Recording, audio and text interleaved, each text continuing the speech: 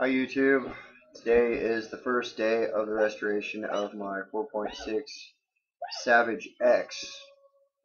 I got it second hand and it's a mess. So I start today with going through and doing the restoration on the shocks.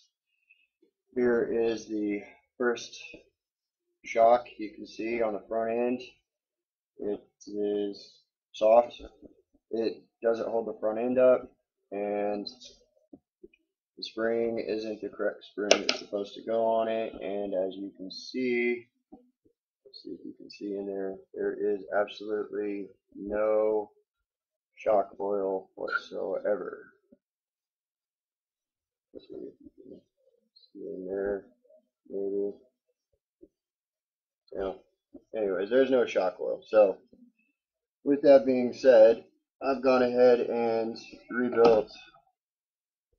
actually built a new shock today, and that's what I'm going to get on and showing you how to do today. Here's the completed product, and it's got plenty of spring to it, and probably going to make for a really awesome ride. I opted for the harder springs just because right now I'm dealing with no spring rate at all, and I've got this spacer here that I can adjust and take out. So okay, now that we've got this cleaned up, here's what you're going to need. You're going to need a pair of needle nose pliers. You're going to need your cross wrench. You're also going to need your oil. Now, the kit that I bought came with this oil right here, and it didn't specify what weight it was. I usually run a 35 weight for my 10th scales. For my 8 scales, I try to run a 50 weight. You can get this at your local hobby shop. I go to Poland's or Kidville here in Peru, Indiana. I have to drive 30 minutes either way, so it really doesn't matter too much. You're going to need your spring, you're going to need your O-ring, your shock cap, and your piston rod, body, your connecting eyelet. You're also going to need this piece right here. Now, the thing about this piece is it's what actually holds your shock together and keeps it from sliding off the end. And they make aluminum upgrades. If you can get a shock seat aluminum upgrade, I would do it most definitely. But for the time being, I've already had to order enough stuff for this, so I'm trying to keep the cost down as much as possible.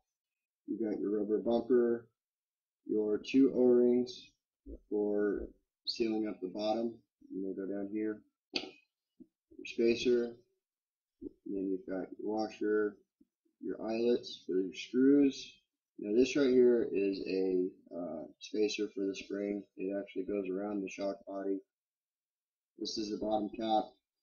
And this is the piece that actually goes inside the piston and lets the oil move slowly. And then you've got this collar here, which slides over the top, and that's what actually keeps your spring in place. Now, I've got 2 of these out. One is donor ready, and one just so that you can see what you need. What I've gone ahead and done is I put some shock oil down here against the O-ring to let it soak and get seated a little bit. And what I usually do is I'll take an Allen wrench or any small deal, and I'll just kind of move it around in there, because what's going to happen is you're going to actually tighten this down on the top of your shock, and you don't want that O-ring to curl up on you, because then you're just going to lose all your fluid out of the shock body, and you're just going to have to start back at square one anyway. So let's get started. First thing you want to do, first thing I do anyways, is I usually take and I'll make sure that all my parts are clean. These come off of something like a model, so they come off pieces like this. So what you usually end up having to do is clean the flash off to make sure that your parts are good and clean, so that way you have free movement. The last thing you want is for rebuild on your shock just to have it get caught up on plastic that's just coming off and bits inside the shock body. So what I usually do is I'll get a little hobby knife of some sort and I'll just go around and I'll check it. And this one here actually looks pretty good. See that piece? I don't know if you can see it or not. Just a little bit of flash. Sorry, the lighting's bad in here. Let's see, just like that. Anyways, all you do is you just take and you just kind of use the tip and you cut it off a little bit. And you just want to do that with all your parts. Make sure that they're all clean, so that way there's no extra flash causing any hang-ups inside the shock body. Because something else that'll happen is the tolerances aren't that tight inside the shock body because the piston does move up and down and the fluid does move around. But you don't want to destroy this piece right here because of not taking that extra 5 minutes to just cut the excess plastic off of it.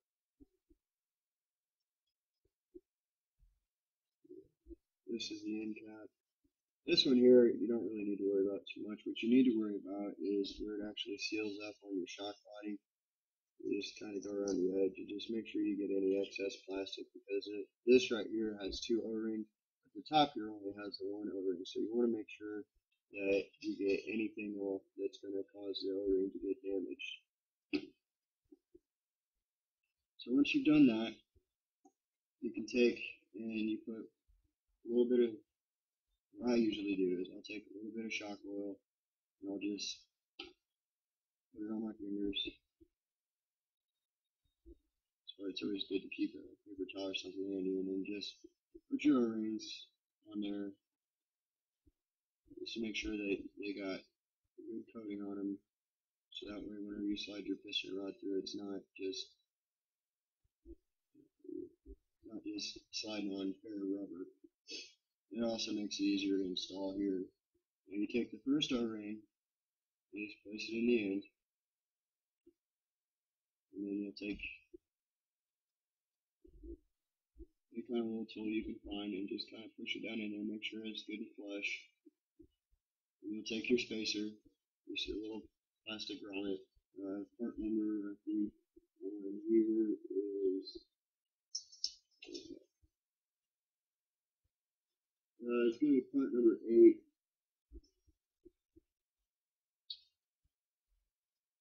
As you can see,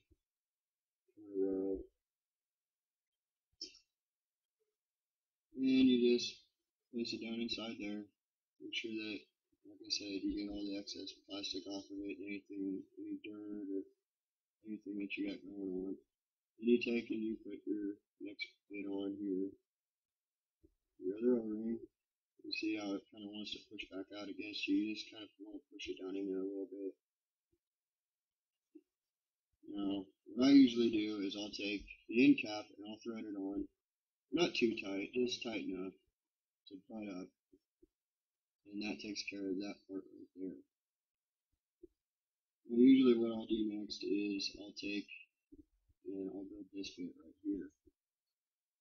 I'm going to take your washer, place it over the end, and you take your shock piston, whatever the hell it's called, I'm not quite sure, you'll put it down. And you'll take your lock washer, or lock nut, and hand thread it first. Never put it in a tool and start to twist it on without actually making sure that you've got the first few threads started, because that's just really the cross threading, and then you're just in a world of hurt after that.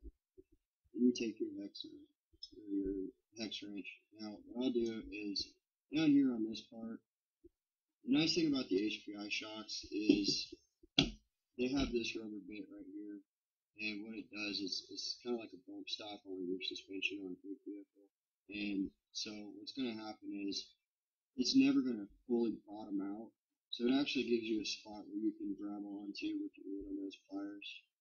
You just want to grab on. Now you don't want to scar it up too bad. You do want it to be aesthetically pleasing when you're done, and then you just twist it on there, Make sure that it's tight. You don't want to over tighten it because you can crush this piece right here.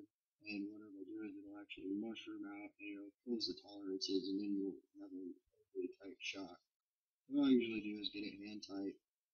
I'll check around the edges, make sure that it's good and seated properly and that there's no excess plastic on it. And then lay it down in your shock body. Now, you're going to have to slide it past the O-rings that you have in there, and you're just going to want to move it real slow.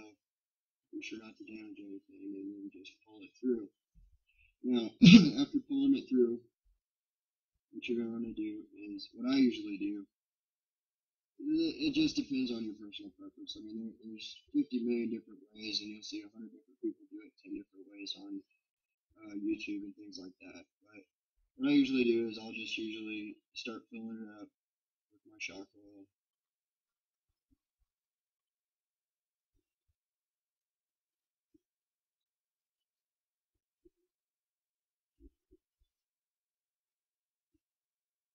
Now, you want to let it come up to the top and kind of settle a little bit because you don't want any air bubbles in it. And what I'll usually do is,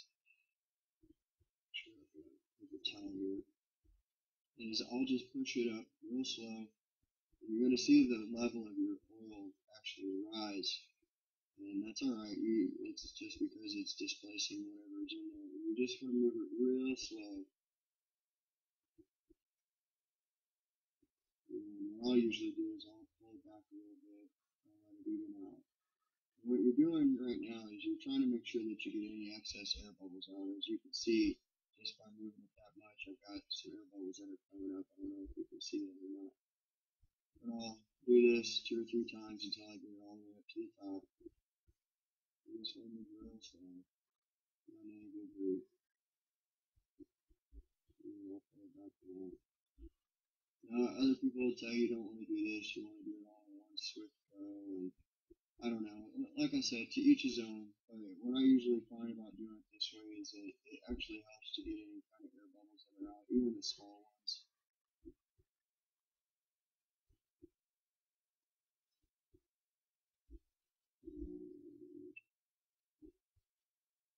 There you go. And then you can see the top of your nut there. And then you just pull it back down, slow and steady.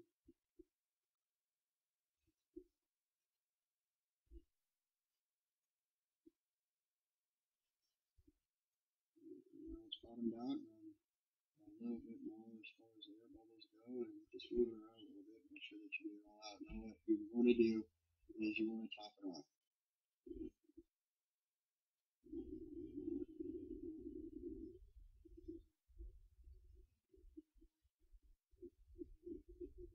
Keep in mind you're going to end up losing some oil out.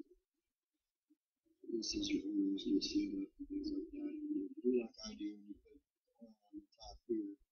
What it also helps to do is helps to take any oil anything that's not up to the surface right now is actually here. So you just twist it together, the oil is thick enough to come out all the way. And you just want to tighten it up. Just put it up just like that.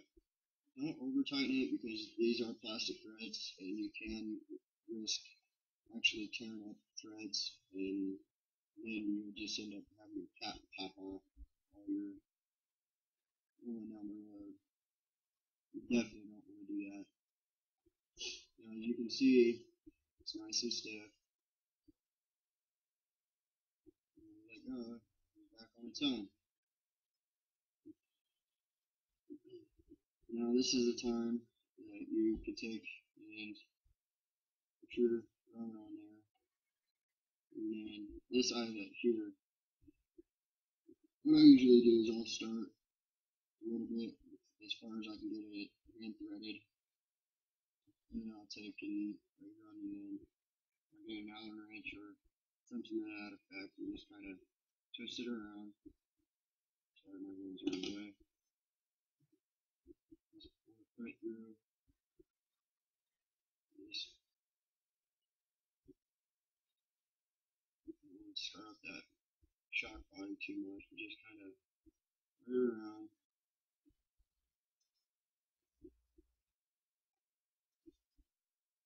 why I said some people will tell you to put a piece of paper towels or something, and that's a good idea.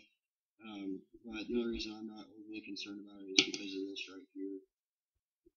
If it was on my MGT or one of my other TED scales, especially one of my older PO shows where it's impossible for me to find parts, then I would definitely worry about it. But for something like this, I'm not overly concerned.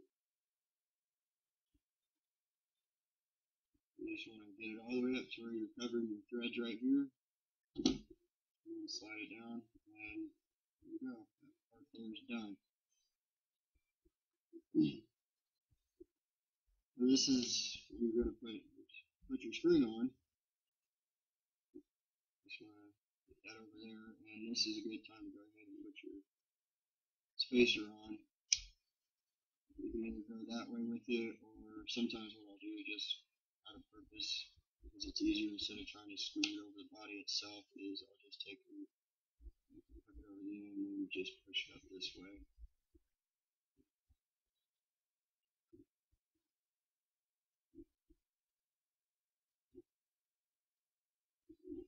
Spring on. You're going to want to pull this down because that's when you need to put this on. Now all you're going to do is there's a cutout, and you just slide it over and kind of work it down a little bit. And then just don't let your spring snap back on there. Just kind of let it work its way back up. And then when you compress your spring, you don't want to hear any noise. If you hear any noise in there, it's typically because you've got air bubbles left in there and you want to go ahead and get those out. You don't want any air left in your shocks. That's definitely something you don't want. And then you take your eyelets. Some of them you can get in there by hand, some of them you have to use a pair of needle nose. You want to make sure not to damage them, so you just want to kind of get it started. Pop it in there. Just like that. And then on this one here, you can see there's two different types of eyelets. One has a collar on it, and that's actually for the lock wash, for the lock nut to fit in on the shock tower on the vehicle. And this one here is for the bottom. This is for the lower control arm. Same as the top. You just either work it in by hand and do it that way, or you just get yourself a pair of needle nose pliers and just push it in there and remove it, and you're good to go. And there you have it. Old shock, new shock, no spring, plenty of spring.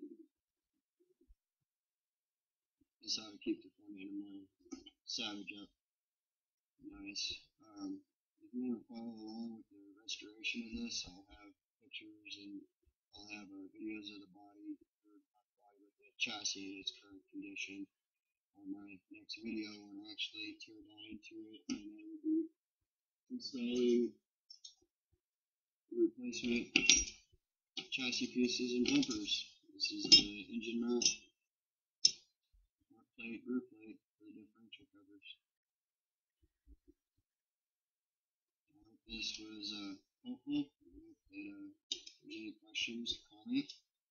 Any suggestions? This is my first video, so I could definitely use any kind of constructive criticism. And